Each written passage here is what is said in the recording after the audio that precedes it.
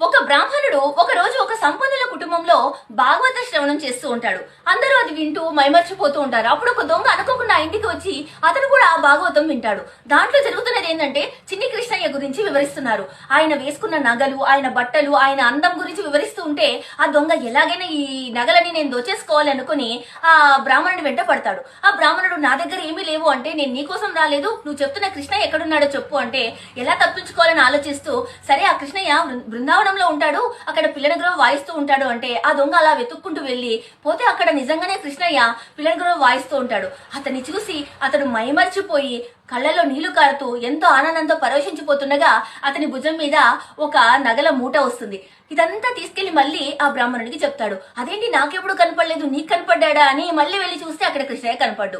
అప్పుడు అతని బాధతో, ఏంటి కృష్ణయ్య, నేను రోజు నీ గురించి శ్రవణం చేస్తుంటానే, అయినా నాకు కనిపించలేదు, మరి దొంగ కనిపించావి అని అడిగితే అప్పుడు కృష్ణయ్య చెప్తాడు, చూడు నువ్వు నన్ను ఒక కథలాగా దాన్ని చెప్తున్నావు, అది కథ అని నమ్ముతున్నావు, కానీ ఆ దొంగ నన్ను నిజంగా ఉన్నాను అని నమ్మి నన్ను కోరుకున్నాడు, నన్ను చూడాలనుకున్నాడు, అందుకు నేను కనిపించాను అని చెప్తాడు.